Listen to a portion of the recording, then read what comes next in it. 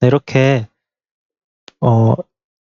OCX를 제작하려는 프로그램에 탑재를 하고 이제 간단하게 메소드 하나를 호출함으로써 API와 서버 간에 연결을 할 수 있는 로그인 창을 띄우고 로그인을 함으로써 이제 다른 필요한 데이터를 받을 수 있는 환경을 만드는 과정까지 진행을 해봤습니다.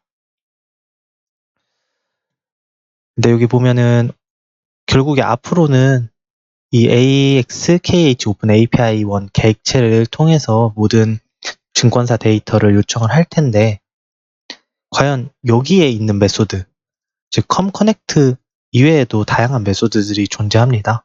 뭐 예를 들어서 get 데이터라던가 이외에도 굉장히 많은 메소드들이 있는데요. 결국에는 API라는 것이 내가 만든 클래스가 아니라 어떠한 타인이 제작해 놓은 클래스를 제가 가져다가 쓰는 방식이기 때문에 제가 그 안에 들어있는 메소드들이 어떠한 메소드든지 알 방법이 없어요. 그래서 항상 API를 제공할 때는 API에 관한 설명서를 같이 제공을 하게 되는데요. 다시 제 키움 아까 페이지로 돌아가서 이러한 메소드들 설명을 해놓은 것이 바로 여기 코어 스튜디오라는 프로그램의 모든 방금 저희가 사용한 API 객체에 들어있는 메소드들을 설명을 해 놓았습니다. 그래서 이 코어 스튜디오를 다운을 받으시면 이제 여기 코어 스튜디오 어떠한 압축을 푸시면은 이렇게 간단하게 두 개의 파일이 있고요. 이 코어 스튜디오 실행 파일을 한번 실행해 보겠습니다. 그러면은 이제 뭐 버전은 좀 다를 수 있지만 코어 스튜디오 프로그램이 이렇게 실행을 되고요. 이 프로그램이 앞에서 설명드린 것 같이 현재 클래스 그 API에서 제공하는 클래스에 들어있는 메소드들에 대한 모든 설명을 다 적어놓은 일종의 API 설명서라고 보시면 됩니다. 그래서 이 하단에 뭐 실시간, TR 목록, 종목 정보, 개발 가이드, 그다음에 화면 목록 등에 대한 정보들이 이렇게 잘 정리가 되어 있고요. 메소드들에 대한 설명은 이 개발 가이드 탭을 누르시면요. 이렇게 키움 API의 기본 설명, 기본 설명을 간단히 보면 앞에서 봤던 내용들이 적혀 있습니다. 그래서 주요 기능은 시세 데이터 조회와 실시간 데이터 제공, 주문 기능, 조건 검색 기능 등을 제공을 하는데 모두 로그인 이후에 가능하다고 하죠. 그리고 통신 처리 같은 경우에는 이렇게 키움 오픈 API는 모두 비동기식 동작으로 해서 비동식이라는 거는 결국에는 요청을 하면 그 결과를 기다렸다가 그 결과가 다시 오는 것이 동기식이라고 보면요. 비동기식 같은 경우에는 데이터 요청을 해놓고 또 다른 일을 하다가 결과가 오면 그때 그 데이터를 확인할 수 있는 방식으로 구현됐다고만 일단은 지금 알고 계시면 될 것 같습니다. 그래서 요청 함수를 통해서 요청을 하고 이벤트 함수, 요청 함수는 이제 사용자 프로그램에서 메소드를 호출을 함으로써 요청 함수가 호출이 되는 거고 그럼 API에서는 이 사이에 증권사 서버에 데이터를 요청을 하게 됩니다. 그리고 증권사 서버에서 데이터를 응답을 해주면 그때 이벤트 함수가 호출이 되고요. 이 이벤트 함수에서 원하는 정보를 꺼내서 이제 사용자 프로그램에 적용을 하면 되는 과정으로 진행을 하시면 됩니다. 그리고 화면 번호라는 개념이 있는데요. 화면 번호는 이제 설명을 한번 읽어보겠습니다. 화면 번호는 서버의 시세 조회나 주문을 요청할 때 이 요청을 구별하기 위한 키값으로 이해를 하시면 된다고 하죠. 즉, API를 이용해서 서버에다가 한순간에 뭐 여러 개의 요청을 넘길 수가 있습니다. 그러면은 이 넘겼던 요청이 각각 서로 다른데 각각의 요청을 구분 지어줄 수 있는 키워드가 바로 이 화면 번호라고 알고 계시면 되고요. 앞으로는 이 화면 번호를 어떻게 설정을 하고 이 화면 번호를 이용해서 요청을 구분할 수 있는지는 제가 자세히 설명을 드릴 예정입니다. 이 밖에도 로그인 버전 처리라던가 조회와 실시간 데이터 처리 관련된 이제 관련 함수들을 보면 다양한 함수들이 객체 지향에서는 메소드라고 하죠. 이 메소드들이 어떠한 기능을 가지고 있는가에 대해서 자세히 설명이 되어 있습니다. 그래서 저희가 앞서 사용했던 comConnect라는 메소드는 이 메소드명 앞에 있는 것은 반환 형식이고요. comConnect라는 메소드는 수동 로그인 설정 인 경우에 로그인 창을 출력해서 로그인을 시도하거나 자동 로그인 설정인 경우에는 로그인 창 출력 없이 로그인을 시도한다고 설명이 되어 있는데 결국 이 comConnect를 호출함으로써 로그인을 해서 서버로 연결을 하던가 혹은 로그인을 한번 하고 나서 아까 오토라는 걸 체크를 하면 더 이상 로그인을 하지 않고도 바로 증권사 서버에 이제 일명 소켓 통신이라고 하는 소켓 연결이 형성을 하게 됩니다. 이 밖에도 com terminate, get connect state, get login, 즉 로그인 버전 처리 관련된 함수가 이제 약 6개 정도 있는데 com terminate라는 메소드는 더 이상 사용할 수 없는 메소드라고 나와 있습니다. 그리고 get login info라는 메소드를 통해서는 이제 로그인 후에 사용자 정보를 받아올 수 있는 메소드라고 설명이 되어 있고요. 이 밖에도 각각 이제 펑션에 맞춰서 원하는 이제 조회와 실시간 데이터 처리라면 그에 관련된 메소드. 주문 관련된 메소드는 send order나 send order credit이라던가 on receive 최전 데이터 이런 다양한 메소드들이 있음을 확인할 수 있습니다. 그래서 이 코어 스튜디오를 이용을 하면은 API에서 제공하는 메소드 정보를 이제 확인을 할 수 있고 이 밖에도 TR 목록이라고 해서 나중에 증권사 데이터를 요청을 할 때 예를 들면 주식 기본 정보 요청이라고 하는 이 테이블을 이용하면 종목 코드를 넘김으로써 이제 해당 종목 코드에 대한 종목명, 그다음에 액면가, 자본금, 상장 주식, 이 밖에도 다양한 정보, 시가, 고가, 저가, 그다음에 현재가, 전일 대비, 등락률 이런 것들에 대해서 데이터를 받아올 수 있는 거죠. 이 밖에도 굉장히 많은 다양한 정보, 거의 HTS에서 확인할 수 있는 정보들은 이 API에서 웬만하면은 다 가져올 수 있다고 보시면 되고요. 물론 HTS에서는 얻어올 수 있는 정보를 API에서는 제공 안 하는 경우도 있습니다만 현재 생각하고 계시는 거의 대부분의 데이터들은 API를 이용해서 즉 원하는 테이블에 데이터를 요청을 하면 해당하는 정보를 불러올 수 있는 것입니다. 그리고 실시간 목록 같은 경우에는 이제 장중에 실시간으로 변하는 데이터들을 바로바로 받아볼 수 있고요. 이 밖에도 화면 목록이라던가 종목 정보들이 탭이 있는데 초기에는 이 개발 가이드를 먼저 확인을 해서 어떠한 메소드들이 있고 이 메소드들을 어떻게 사용하는지 확인을 해보는 게 중요하겠죠.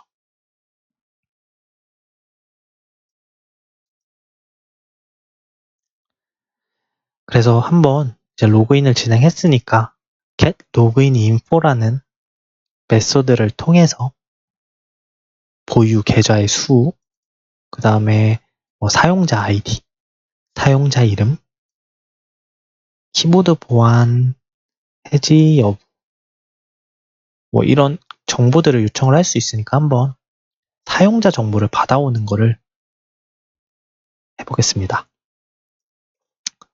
다시 프로젝트로 넘어가서 현재 이제 로그인을 완료를 하면은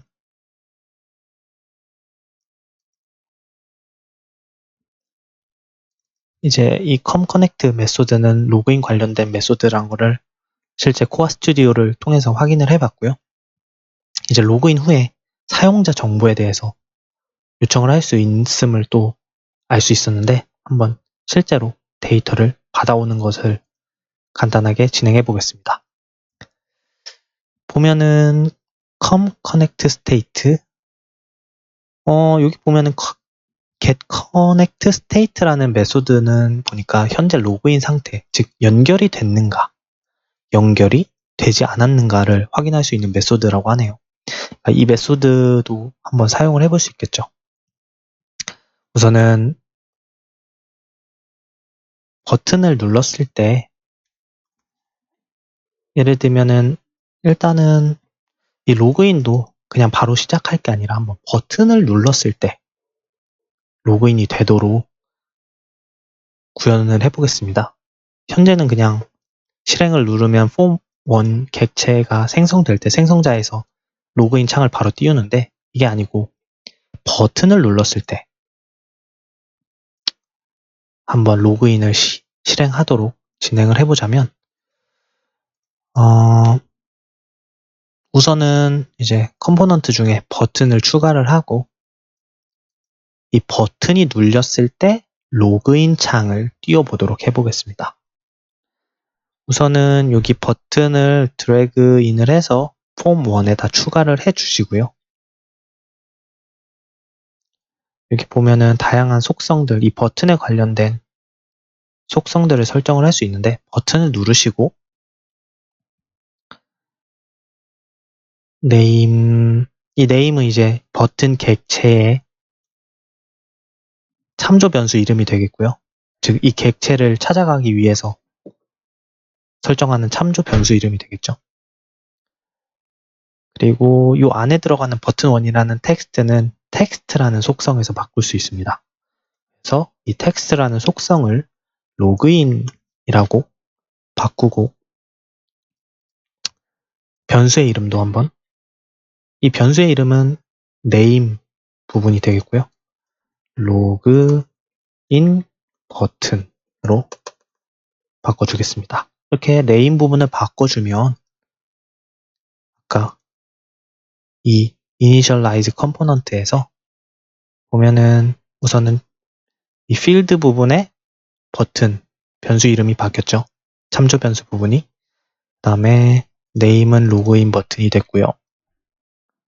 텍스트는 로그인 바뀐 것을 알 수 있습니다. 그래서 이제 로그인 버튼을 눌렀을 때는 로그인 창이 뜨게끔 해주고 또 버튼을 하나 더 추가해서 이 버튼을 누르면 로그인이 됐는지 안 됐는지 확인을 해보겠습니다.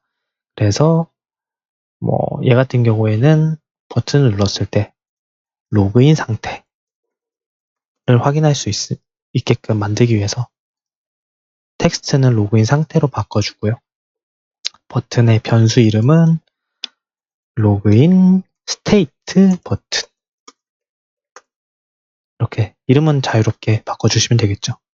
두 가지 버튼을 추가해서 로그인 버튼을 눌렀을 때는 로그인 창이 뜨게끔 해주고 로그인 상태 버튼을 눌렀을 때는 로그인 상태를 확인할 수 있는 뭔가 메시지를 보여준다든가 하는 형태로 이벤트 메소드들을 등록해 줄 예정입니다. 이렇게 컴포넌트들을 구성을 하고 실행을 하면은 실제로 아까 보이신 창에 동일하게 실제로 버튼이 추가됐음을 알 수 있죠. 하지만 아직은 이 버튼에 이벤트를 등록하지 않았기 때문에 버튼을 클릭을 해도 별다른 반응이 없습니다. 이제 이 버튼에 이벤트를 어떻게 등록하는지에 대해서 소개를 드릴 건데요.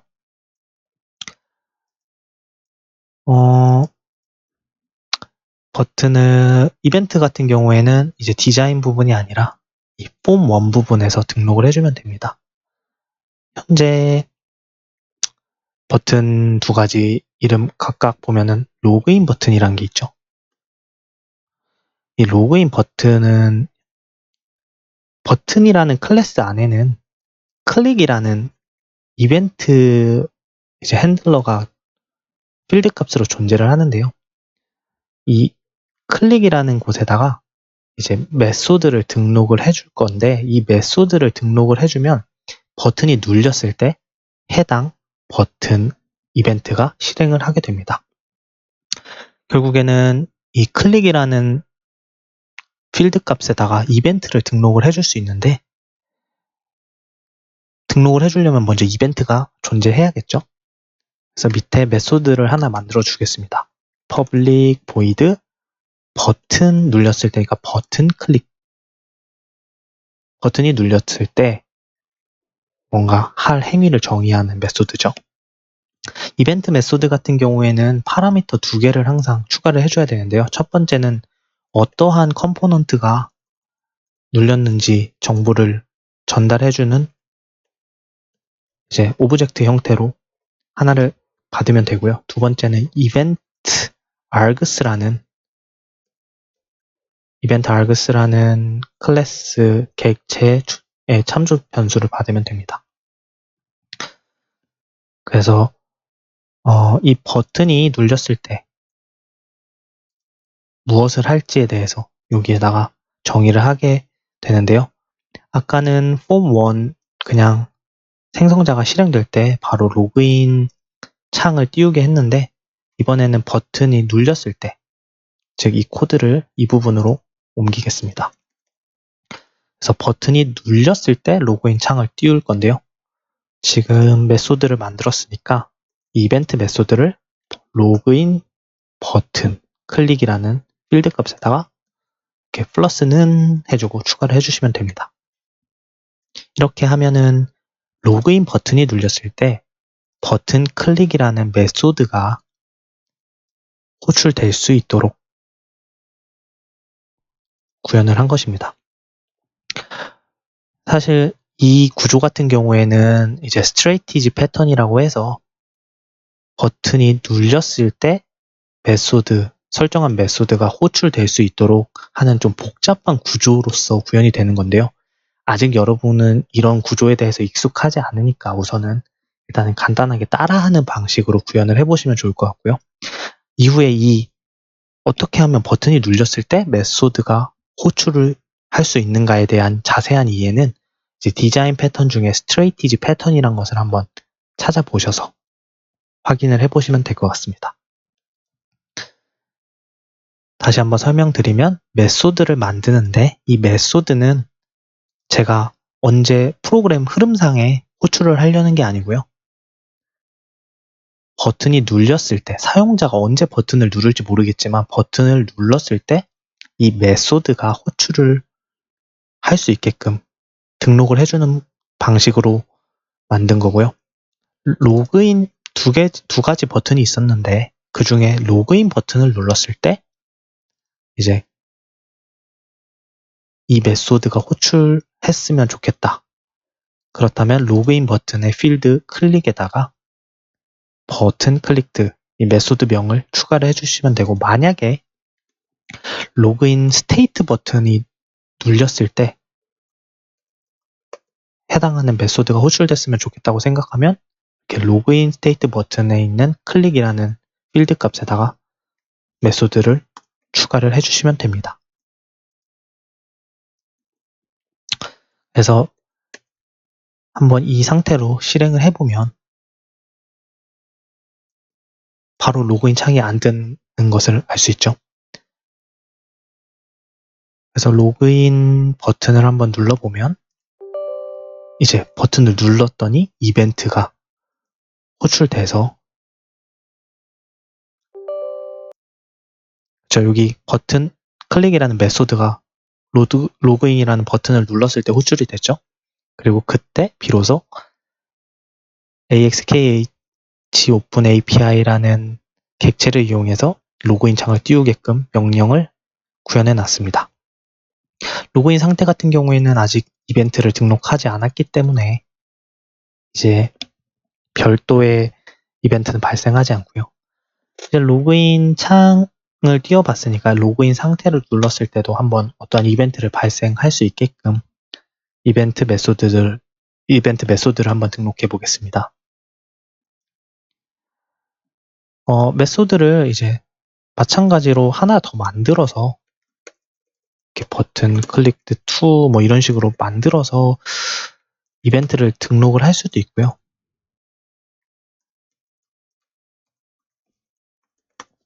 그러니까 이렇게 하고 스테이트 버튼 점 클릭에는 이제 다른 이벤트 메소드를 등록을 해주는 거죠. 일단은 이렇게 한번 구현을 해보겠습니다. 그래서 얘 같은 경우에는 아까 여기 보면 get connect state라는 메소드를 통해서 만약에 리턴 값이 1이면 연결이 되는 거고 0이면 연결이 안 됐다는 정보를 얻을 수 있었는데요. 즉 axk open api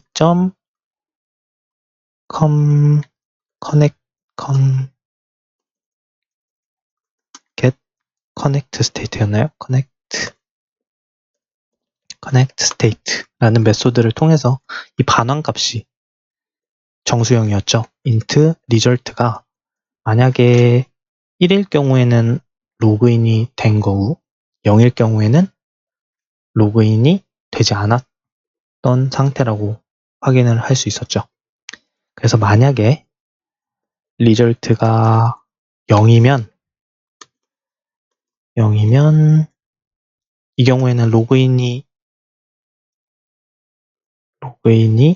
로그인 되지 않는 상태고요. 만약에 else if result가 1이면 얘는 로그인 된 상태라고 알 수 있었죠. 그래서 한번 메시지 박스 알림창 같은 걸 한번 띄워보겠습니다. 메시지 박스 .show 그래서 로그인 되지 않았습니다. 그렇죠? 만약에 0이 반환되면 로그인 되지 않았다고 띄워주고 만약에 로그인이 된 상태다. 그럼 메시지 박스 .show에서 로그인 되었습니다. 라는 메시지 창을 띄워주면 되겠죠. 그래서 로그인 스테이트 버튼을 누르면은 버튼 클릭 to라는 메소드가 호출이 되고요. 이때 API를 통해서 get connect state라는 메소드를 호출해서 그 결과값이 0인 경우에는 로그인 되지 않은 상태고 반환값이 1인 경우에는 로그인 된 상태란 것을 확인해 볼 수 있습니다. 그래서 다시 한번 프로그램을 시작을 해보고 로그인 상태를 먼저 눌러보면 로그인 하기 전에 로그인이 되지 않았다고 메시지가 뜨죠. 다시 아직 로그인을 안 했기 때문에 로그인이 되지 않았다고 뜹니다. 이번에는 로그인을 먼저 실행을 해보고요. 이제 로그인이 완료되었다면 다시 로그인 상태 버튼을 누르는 순간 이번에는 로그인이 되었다고 메시지가 뜨죠.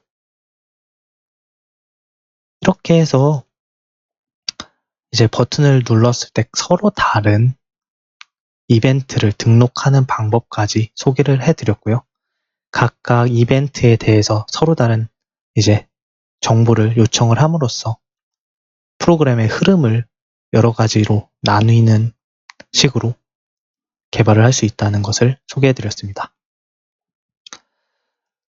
근데 아까 제가 이제 버튼 이벤트를 등록을 할 때 이거는 버튼 이벤트 등록뿐만이 아니라 이렇게 버튼에다가 어떤 이벤트를 등록을 할 때 이렇게 메소드를 2개를 만들어서 등록을 하는 방법 말고도 하나 방법이 더 있다고 했는데요. 이렇게 메소드를 여러 개 만들 경우에 각 버튼마다 예를 들면 버튼이 10개면 이 메소드를 10개로 이렇게 늘려서 프로그램을 구현을 해야 되는데요. 뭔가 관리하기도 불편하고 버튼 개수 또는 다른 컴포넌트 이벤트를 등록할 때마다 메소드가 하나씩 늘어나기 때문에 좀 보기 싫은 형태로 코드가 구현될 수도 있어요. 그래서 이거 방법 말고도 메소드 하나를 가지고 구현을 하는 방법이 있는데요. sender라는 이 파라미터는 어떠한 컴포넌트가 눌렸는지에 대한 정보가 넘어오게 됩니다. 그래서 이 sender 정보를 이용해서 어떠한 버튼이 눌렸는지를 구분을 하고 그 버튼에 따라서 다른 이제 명령을 할 수가 있게 되는데요. 그래서 만약에 if sender.equals 즉 현재 만약 누른 버튼이 로그인 버튼일 경우에는 로그인 창을 띄우게끔 실행을 하고 else if 만약에 이제 이 이벤트가 호출됐을 때 누른 버튼이 로그인 스테이트 버튼이라면 이때는 이 밑에 있는 메소드 안에서 명령했던 것을 그대로 가져오면 되겠죠. 즉 이런 식으로 어떠한 버튼이 눌려서 이 메소드가 호출됐는가를 구분 져줄 수 있게끔 첫 번째 파라미터에 오브젝트 형태로 값이 넘어오게 됩니다.